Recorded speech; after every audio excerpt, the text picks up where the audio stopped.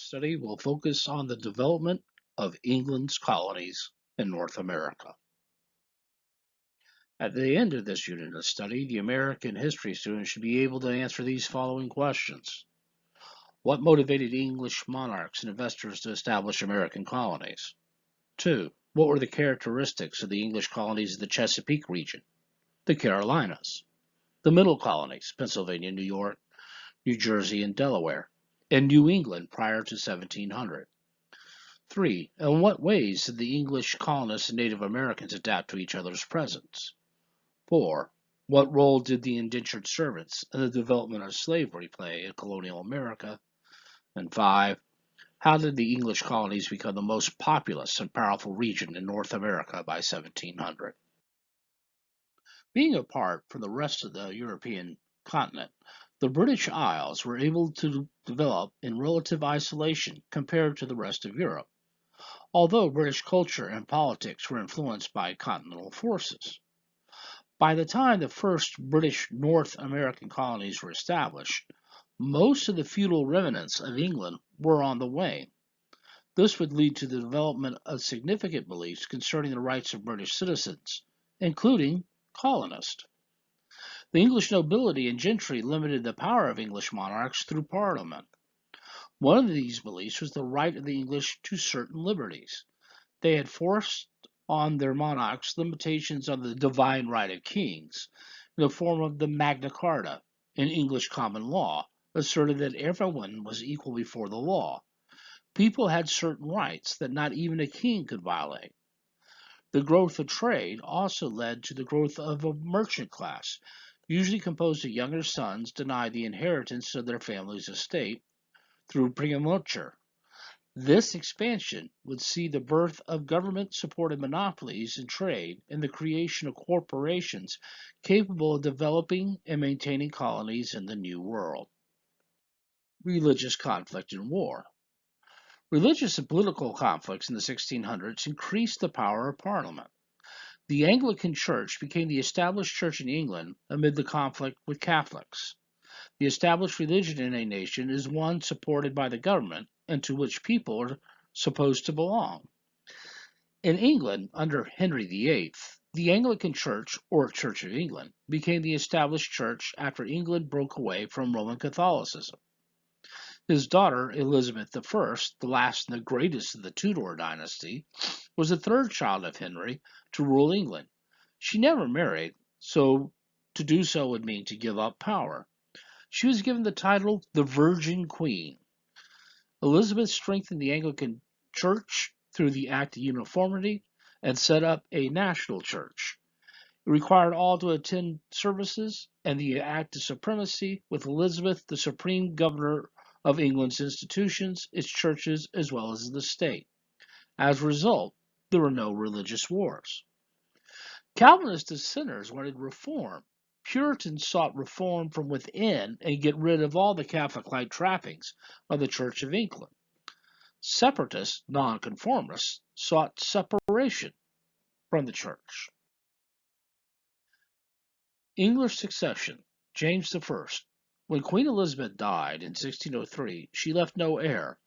Therefore, the throne fell to the Stuart family and James VI of Scotland, son of Mary, the Queen of Scots, who in England would become crowned James I in 1603 through 1625. He was insensitive to the will of the people, claiming that he only answered to God, the divine right of kings. Puritan members of Parliament wanted James to reform the Church of England, and it was too Catholic and favored a Presbyterian model over an Episcopal one. James claimed the church was the king's business, not Parliament's. He also would help commission the King James Bible in 1611. Charles I, who succeeded his father on the throne, 1625 to 1648, was not much better. His actions caused first Scotland and then England to erupt in civil war, ending in 1648 when he was beheaded for treason. Oliver Cromwell ruled from 1648 to 1660, but he was no king. He was the Lord Protector. After dismissing Parliament in 1653, Cromwell took over England. When Cromwell finally died, the position fell to his son, Richard Cromwell, called Tumbledown Dick, who proved too weak to effectively rule. In 1660, Parliament chose to request the return of the Stuart line. This would begin with Charles II. He was conscientious of his position and the role that Parliament played in the death of his father and his own restoration. His reign from 1660 to 1685 was one of relative peace between the king and Parliament. However, his brother James II was not as circumspect. After assuming the throne in 1685, he was ousted in 1688 when he made clear that his newly born son was raised to be a Catholic that would succeed him on the throne. The Glorious Revolution.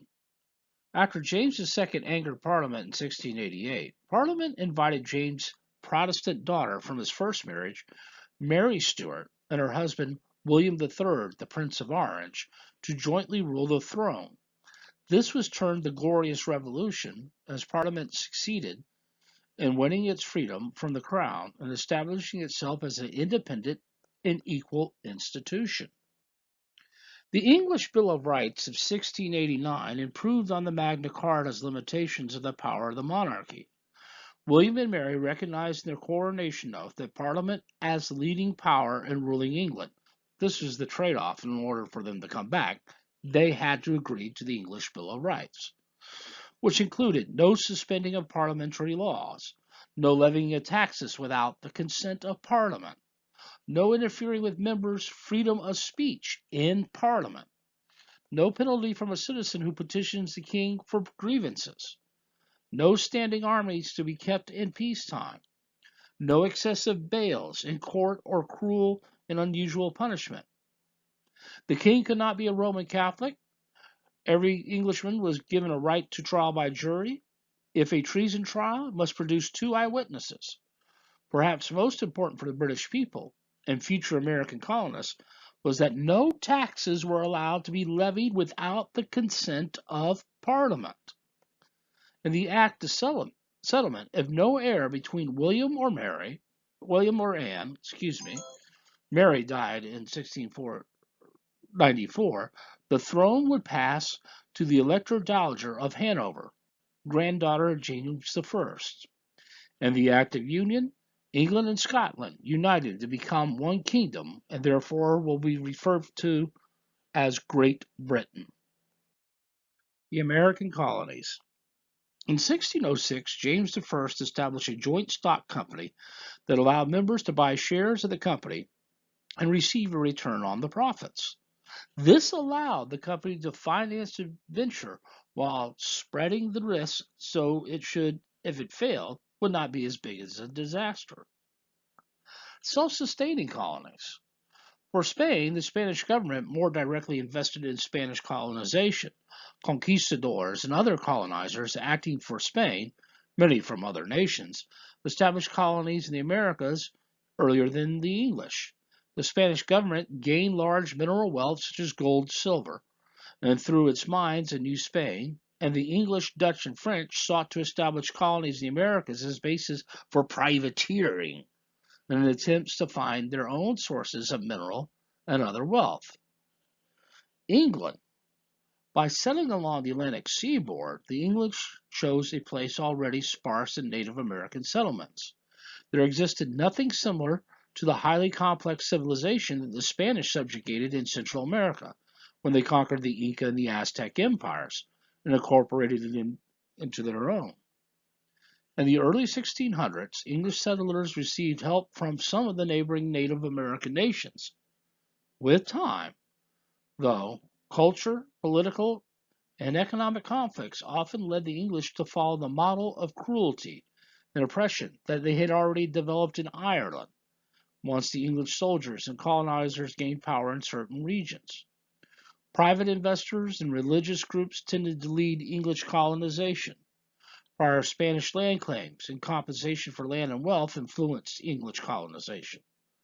The English government and individual investors had 2 primary goals. First, to provide valuable raw materials such as timber for shipbuilding, tobacco for smoking, and pelts for hats and coats, And second, develop a thriving market for English manufactured goods.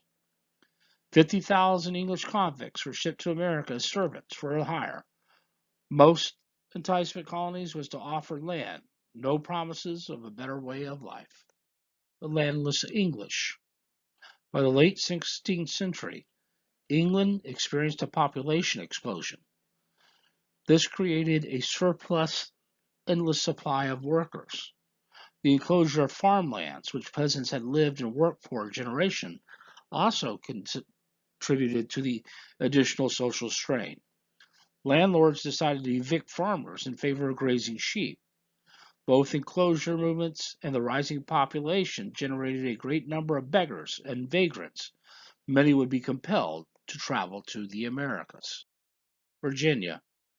The Virginia colony was established in 1607 when settlers traveled up the James River, which they named, and settled inland to hide their colony from Spanish and other forces that arrived via the sea. They named this settlement Jamestown after King James I.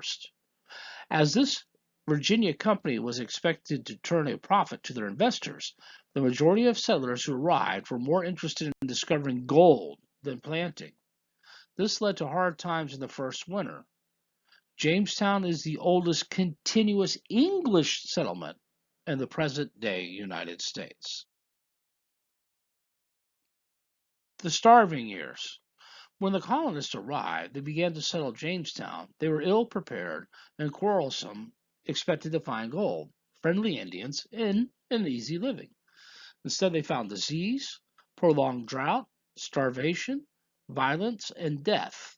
Most of the settlers had no idea how to farm or were gentlemen who despised any kind of manual labor. Of the 105 that arrived in 9 months, only 38 had survived.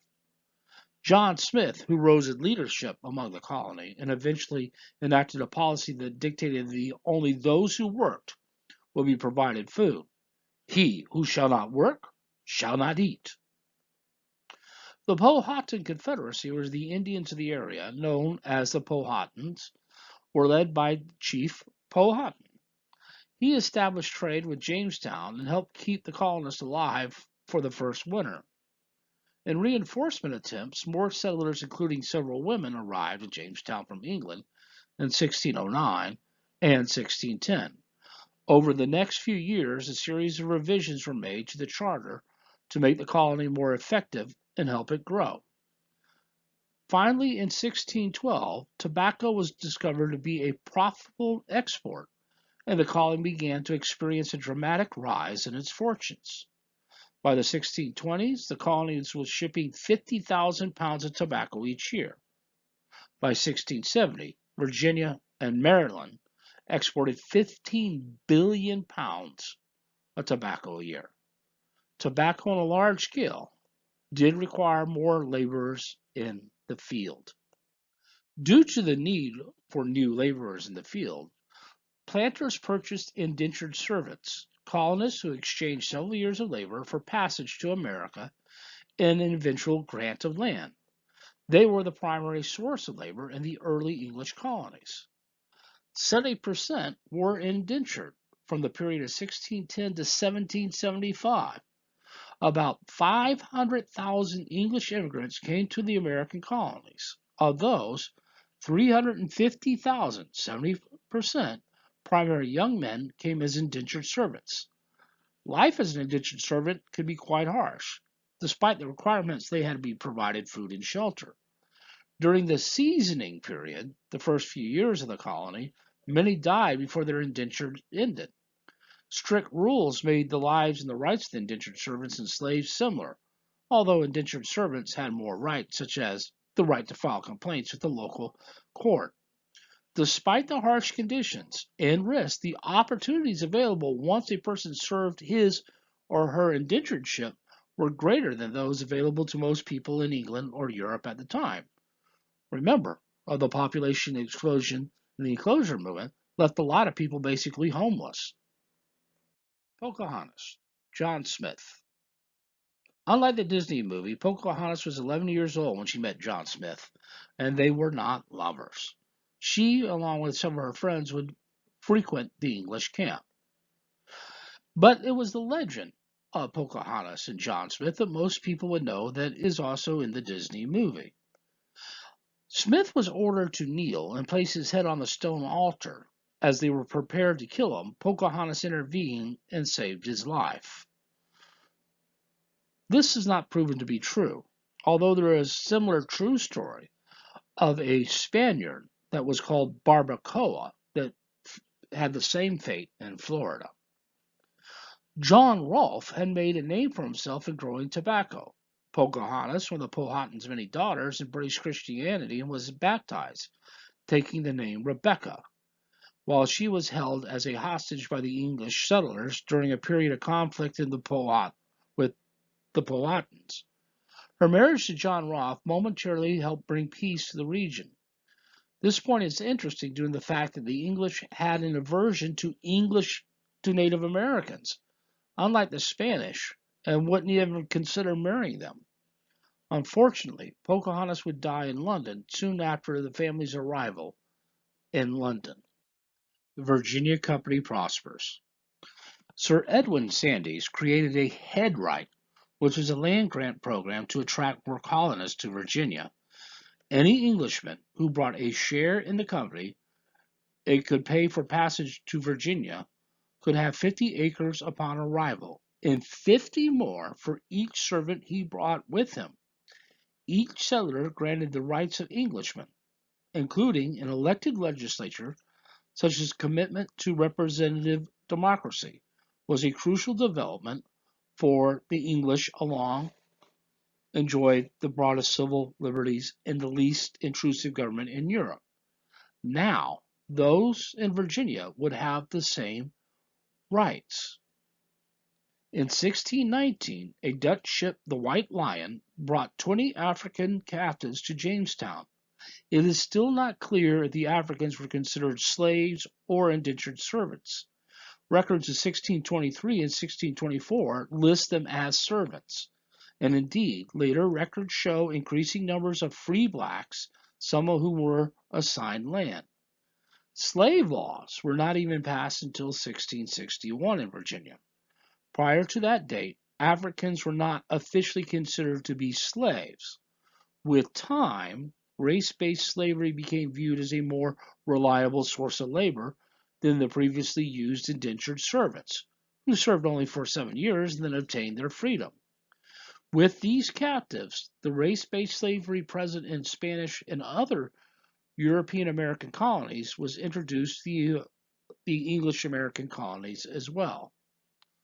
Later, growth as a colony in 1624, the Virginia Company declared bankruptcy, and Virginia would become a royal colony.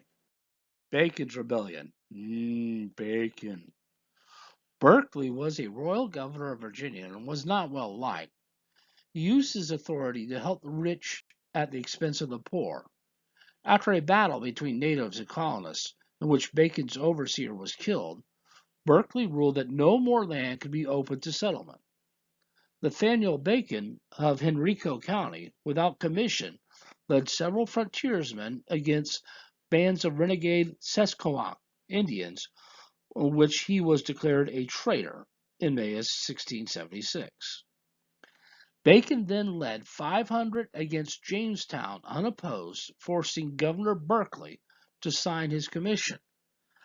Berkeley could not raise sufficient forces against Bacon and fled east to the shore. Large plantation owners supported Bacon, who continued to make retaliatory raids against the Indians before driving Berkeley's forces out of Jamestown. After Bacon died suddenly of dysentery on 18th of October, rebel forces were captured or surrendered under promise of amnesty. Colonel Herbert Jeffreys was sent to restore order, but his royal pardons for the rebels were nullified by Berkeley, and on February 10, 1677, 23 rebels were executed before Jeffreys formally took over the government. Sir George Calvert founded in 1634 Maryland as the first colony owned by one person, not a joint stock company. The owner, Lord Baltimore, created it for a safe haven for Roman Catholics. the first proprietary colony, owned by an individual rather than by a monarch or a joint stock company. Maryland was named after the English Queen Henrietta Maria. After Calvert's death, his son Cecilius, the second Lord Baltimore, founded the colony. In 1649, the Toleration Act in Maryland was passed, allowed all Christians, those who acknowledged the divinity of Jesus, to settle in the colony. The act was rescinded in 1654 when Puritans gained control of the colony. Settling New England. New England colonies were mostly founded by settlers who paid their own way to establish themselves in the New World. Very few were indentured servants. The soil in New England was not as conducive to cultivation, nor the growing season. Most of the early settlers did so purely for religious reasons. They wished to worship how and when they pleased, and usually settled with like minded individuals. When Puritan separatists wished to leave England and settle in the Americas, King James I was more than happy to oblige them. The Plymouth colony was settled by the Pilgrims, who were the most radical sect of the Puritans. They believed that the Church of England still retained too many Catholic institutions, and they needed to be purified. Eventually, they would cross the Atlantic to escape persecution in 1620. On the voyage, they crafted the Mayflower Compact to govern their lives and their settlement. The Mayflower Compact was a covenant, a group contract, signed by the men of the colony that formed a civil body politic that was supposed to be based on just and civil laws. In early Plymouth, only male property owning church members were allowed to participate in the government and to vote. They arrived in the middle of winter and settled in a former Wampanoag village whose residents had died of smallpox. By spring, they were reduced to half their number. Squanto, a local Indian man who had learned English in Europe when he was captured and enslaved, but who returned to find his village depleted by disease, taught the colonists how to grow and gather food in the area. Early peace with the Wampanoags helped Plymouth survive. Massachusetts Bay Colony. The Puritans believed that the Church of England needed to be purified of any Catholic remnants left over by the Reformation. In 1629, Charles I granted a charter to the Massachusetts Bay Colony to allow Puritans led by John Winthrop to settle in the New World. Using a technicality, Winthrop headquartered the company in the colony itself, a revolutionary idea at the time. Winthrop and other Puritan leaders wanted the colony to become a model Christian community, a city upon a hill. They hoped that this model would then be taken back to England to be used for governing. The Puritan leaders of Massachusetts Bay worked to ensure that everyone in the colony became or remained Puritan. So despite that they escaped England for religious freedom, they denied that same religious freedom to others. They did not attempt to extend religious toleration or political freedom. Instead, they attempted to convince others to become more like the Puritan leaders themselves. Catholics, Anglicans, Quakers, and Baptists were punished, imprisoned, banished, and sometimes executed. Anne Hutchinson. The Massachusetts Bay Colony's strict adherence to their Puritan belief left no room for those who disagreed. As a result, colonies of disgruntled former residents emerged. Rhode Island was one such settlement. Anne Hutchinson was dissatisfied with her minister. She charged that he was not one of the elect, and that the saints could ignore his views if they believed he lacked saving grace. She eventually declared that all the colony's ministers were not saved except John Cotton and her brother-in-law, John Wheelwright. And so the ministers lacked any authority over those like herself who were really saved. She criticized the Puritan emphasis on the covenant of works, stressing the covenant of grace, and magnified the idea of personal revelation, which minimized the role of the Orthodox clergy. She began to hold meetings in her home following Sunday church services as long as they were private discussions in her home. Little was said. But when men began to attend, A gender problem arose because the Bible had said that women should not teach men. She and her followers were called antinomians, opponents of the rule of law. Because Hutchinson was a woman, she was seen as especially dangerous foe and from the elders. Governor Winthrop brought Hutchinson to trial for heresy, but she held her own at the court because of her excellent understanding of Scripture, making her superior to her interrogators. Claiming to know what was saved and who was not saved, and after being tried by the general court, magistrates, not ministers, she was banished from Massachusetts Bay and took up residence in Rhode Island.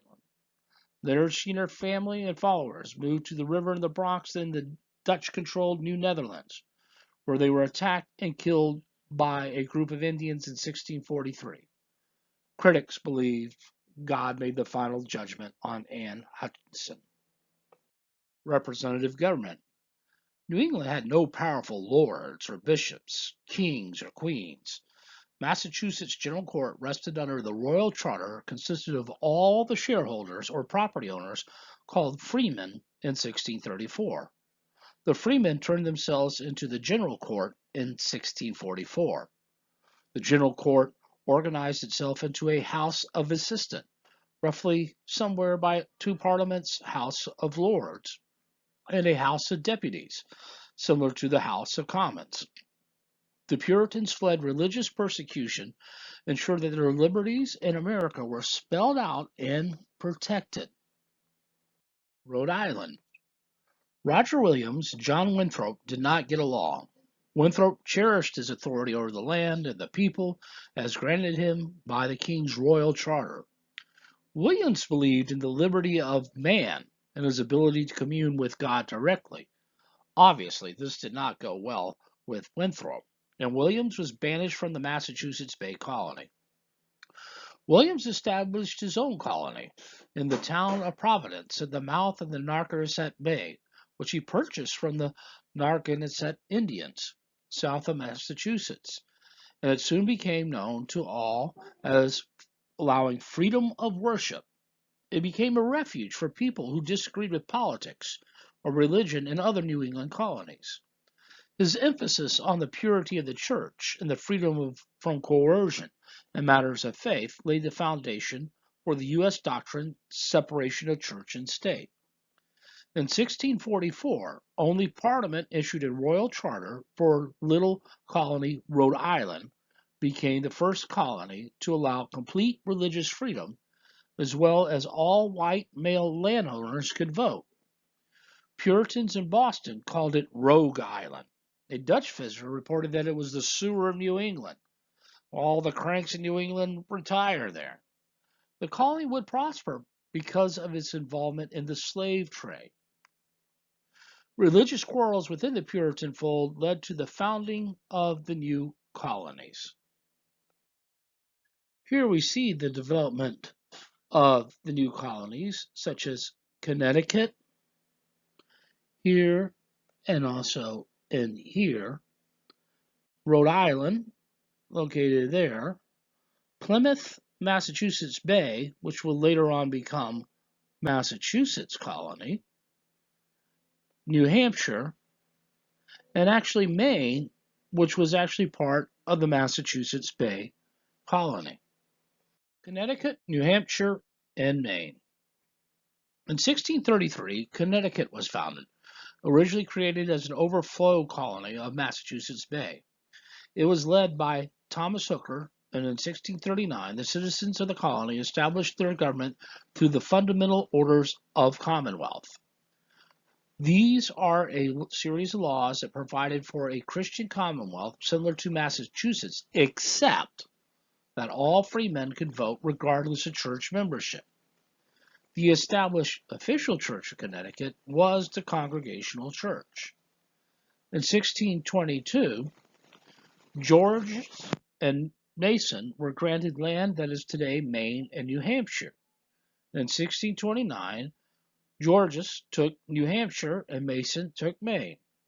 Massachusetts claimed authority over both regions in the 1640s and the 1650s. New Hampshire received a royal colony charter in 1679 after conflict with Massachusetts. Due to an overlap of boundaries between Maine and Massachusetts, eventually all of Maine was granted to Massachusetts when Massachusetts received a new royal charter in 1691. The English Civil War in America. The New England Confederation. Left on their own, while England tore itself asunder, Massachusetts, Plymouth, Connecticut, and New Haven formed an alliance to protect themselves from the Native Americans, the French in Canada, and the Dutch colony of New Netherlands, which is New York. Virginia and Maryland both tried to remain loyal to the Crown during this time. Virginia's House of Burgesses, the oldest legislative assembly in Americas, protested the execution of Charles I and would only yield to the Commonwealth when commissioners from England granted it the power to elect their own council and governor. Maryland enacted the Toleration Act in 1649 to protect the Puritans there so that their right to worship would not be infringed upon. This act extended religious toleration to all those who affirmed the deity of Jesus. The same commissioners revoked the Toleration Act in 1654 and removed Lord Baltimore from office. Eventually, Cromwell restored both Baltimore and the act. With King Charles II's restoration, the colonies would seek to obtain royal charters. Massachusetts' charter was reconfirmed in 1662, royal charters for the colonies of Connecticut and Rhode Island in 1662 and 1663, respectively. Plymouth still had no charter. New Haven would be being absorbed by Connecticut. The Restoration and the Colonies. Charles II granted the area that is now North and South Carolina to a group of 8 lord proprietors who had exclusive ownership. They named their colony Carolina, after Charles, from the Latin Carolinia. Barbados had developed a hugely profitable sugar plantation system based on the hard labor of enslaved Africans. By 1670, Barbados had 25,000 whites and more than 35,000 enslaved Africans. The mortality rate for slaves was twice that in Virginia, and land was scarce, so the chance to settle in the Carolinas was very promising. And the first English colonists in South Carolina arrived in 1669 at Charlestown. The fundamental constitutions of Carolina were written by proprietor Lord Anthony Ashley Cooper and his secretary John Locke, who provided for a formal titled nobility and awarded large land grants to wealthy English nobles. Head rights, or land grants, were given to every immigrant who paid his or her passage. Religious toleration to Christians, Jews, and so-called heathens were also granted. North Carolina was first settled by settlers of Virginia who had drifted south. The colony was named Albemarle, and it was settled in the 1650s. It gained a governor in 1664 and an assembly in 1665. Pine resin was used to make tar for ships, hence the name Tar Heels. And South Carolina became a royal colony in 1719. It was a slave-based colony, prospered by growing sugarcane and rice and wealthy English planters from Barbados, enslaving Indians. In an effort to bolster the Carolinas' agricultural economy, the lord proprietors promoted trade with the Indians in the region. This increased the Indians' chance to exposure to deadly diseases while intertwining them into economic patterns of the colonists by making them dependent on British trade goods like guns and rum. Trade in deerskins developed. First 54,000 were shipped to England per year for leather goods. Slavery. English traders also brought enslaved Indians. Very popular, the probability of captured Indian workers prompted a frenzy of activity among English settlers, and this was a standard practice of enslaving Indians by the Indians themselves, and therefore justified the Europeans in using them to capture their fellow man until the 18th century. The majority of enslaved workers in the North American colonies were Indians. In the Carolinas, 50,000 Indians, mostly women and children, were sold as slaves in Charlestown between 1670 and 1715. More enslaved Indians were exported during the period than Africans were imported. There was a large money to be made in the slave trade. However, this would trigger bitter struggles between rival Indian nations and would also help ignite violence. The Tuscarora War. In 1712, the Tuscarora, North Carolina, attacked German and English colonists who were encroaching on their land. North Carolina authorities appealed to South Carolina for aid, and the colony, eager for more slaves, dispatched two expeditions, mostly made up of the Indian allies of the English, Yamasees, Cherokees, Creeks, and Chattawbas. The Tuscarora town was destroyed. The end result: 462 male warriors were executed and 392 women and children sold into slavery. The Tuscarora War sparked more conflict in South Carolina. The Yamasees felt betrayed for being paid less for their captives. Added to that, they were in debt to over 100,000 deerskins. White traders had cheated the Yamasees, confiscating their land. In retaliation, the embassies attacked plantations on the coast and killed 100 whites. The Yamasee War. The governor mobilized all men to defend the colony.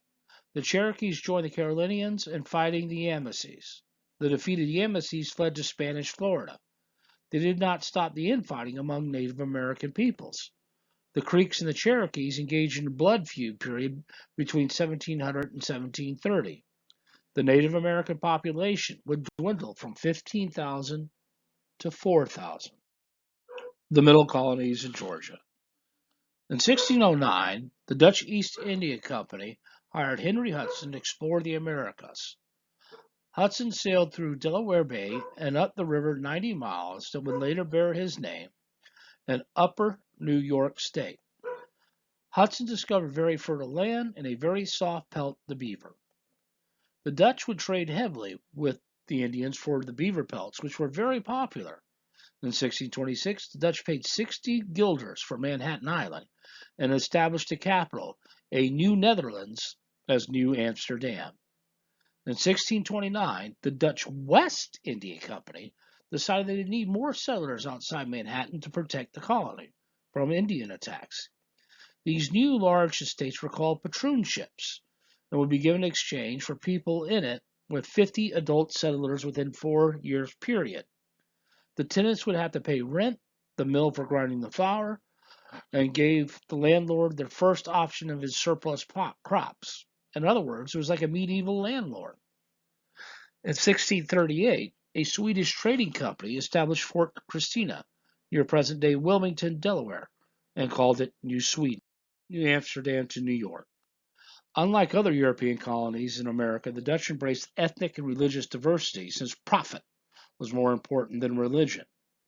They welcomed into their colony more Spanish and German Jews, French Huguenots, English Puritans, and Roman Catholics. However, no tolerance was given to Native Americans. The first settlers of Jewish descent to officially settle in North America arrived in 1654 and were almost thrown out of New York by colonial governor Peter Stuyvesant. The Dutch West India Company ordered that they be allowed to stay, although they were allowed to remain. The Sephardim, Jews of the Spanish-Portuguese descent, were not granted the same rights as the other citizens.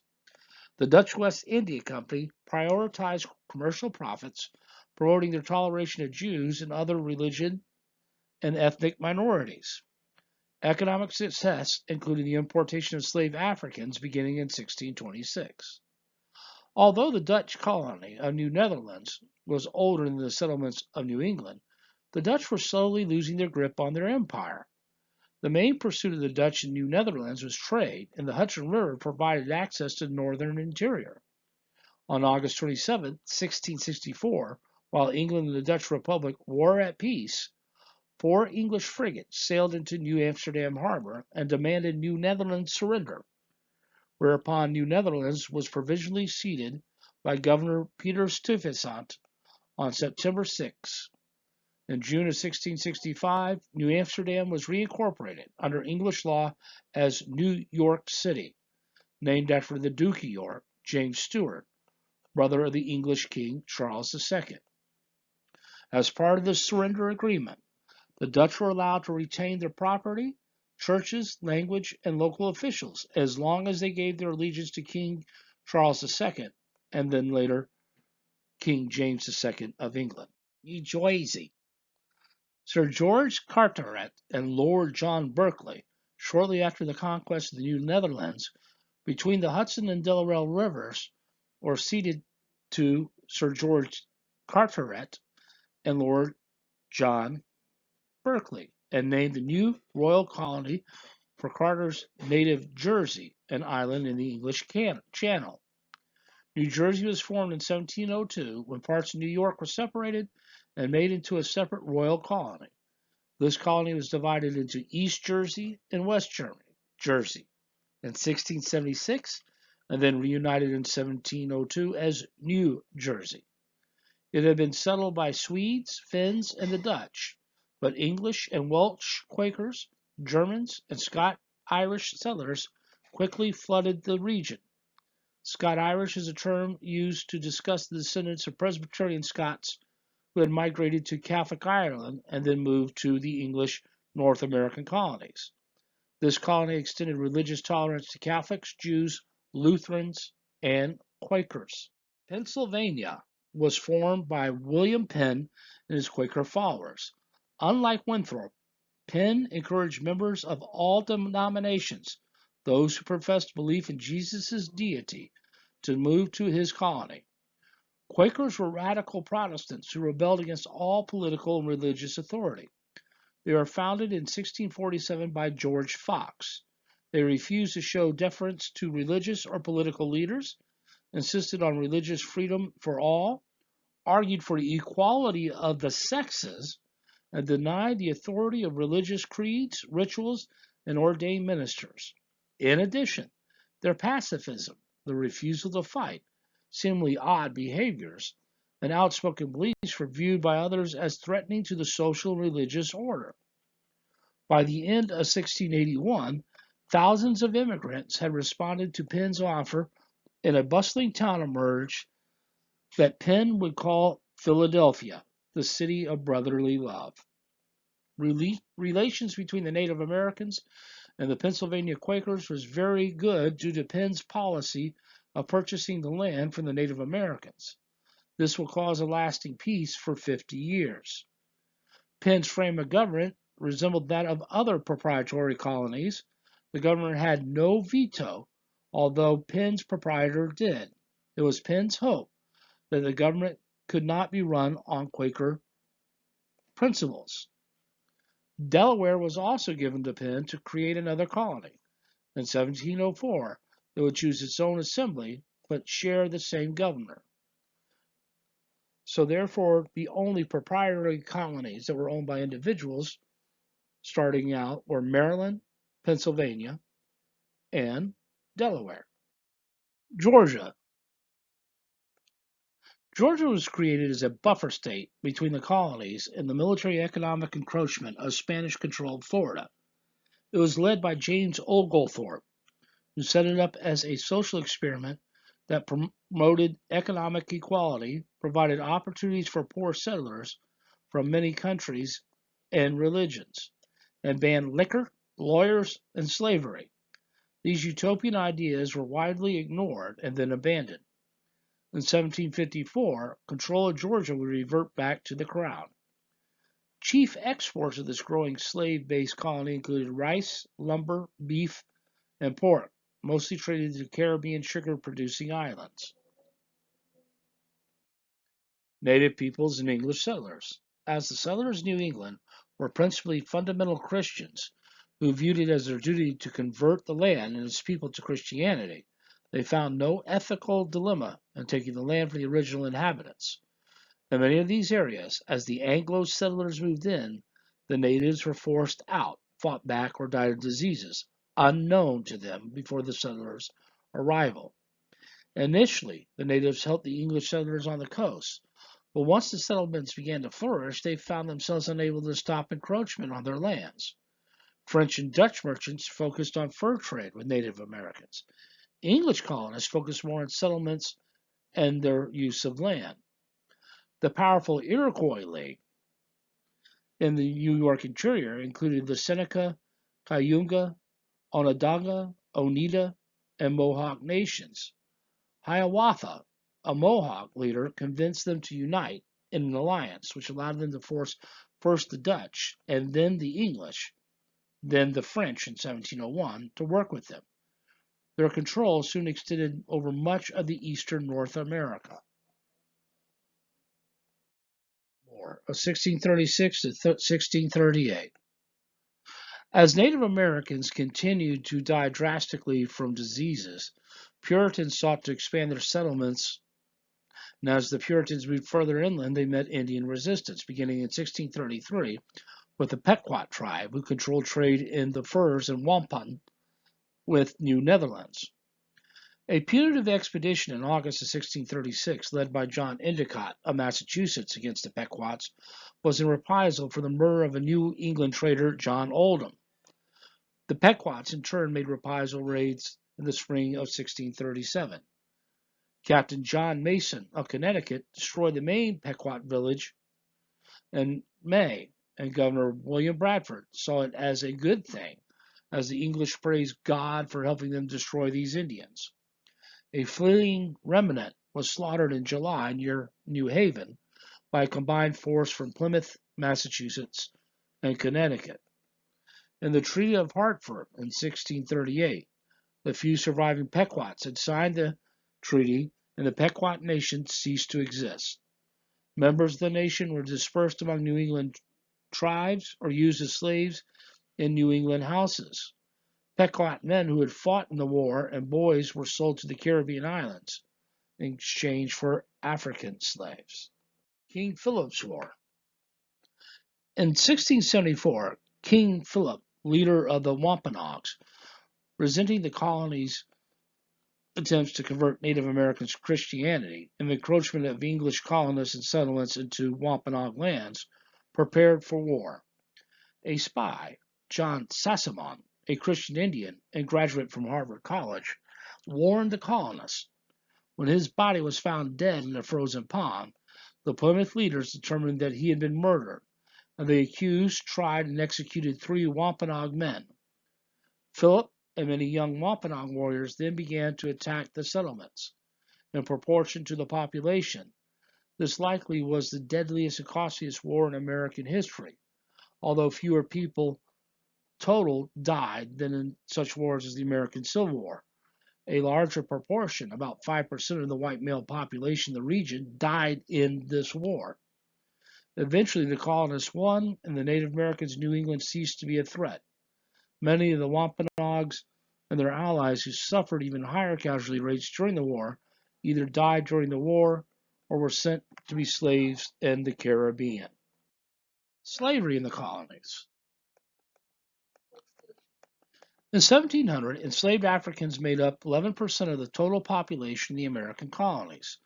Slavery was much more common in the Chesapeake colonies in the Carolinas. By 1770, enslaved Africans made up almost 20% of the population. Most enslaved Africans brought from Africa to the Americas went to the Caribbean islands and Portuguese Brazil. In the English colonies, such as Virginia and Maryland, however, the enslaved African population became self-sustaining as the children of slaves became the next generation of slaves. The slaves who came to the Americas were mostly war prisoners of a different tribe, sold off for money by the victors of battle. Slavery in Africa was less brutal than in the Americas. Whereas slavery in Africa was often the result of capture and warfare, slavery in America became race-based, especially after laws were passed that declared children born to enslaved women to be slaves themselves. Slave culture. The survival of African culture among enslaved Africans is evident in this late 18th century painting of a South Carolina plantation. The musical instruments and the pottery are African, probably Berber origin. Africans from many cultures forged a new identity as African Americans. Stories, songs, and religious practices were impacted by African culture practices and often included coded messages that spoke against the enslavement of African Americans and gave hope of deliverance in the future. Thriving colonies. By utilizing private investment, England was able to more readily promote settlements in the New World over its counterparts in France and Spain, who retained control by the crown. For geography also played a very important role, as the English colonies were concentrated in one area, unlike the French and the Spanish. The westernmost boundary of the English colonies were at the foot of the Appalachian Mountains, and to the east was the Atlantic Ocean. The ocean served as a barrier between the Old World and the New. Out of the Old World would emerge new ideas about economic freedom and political liberties that will come to life in the 18th century. And so finishes our study of England's colonies.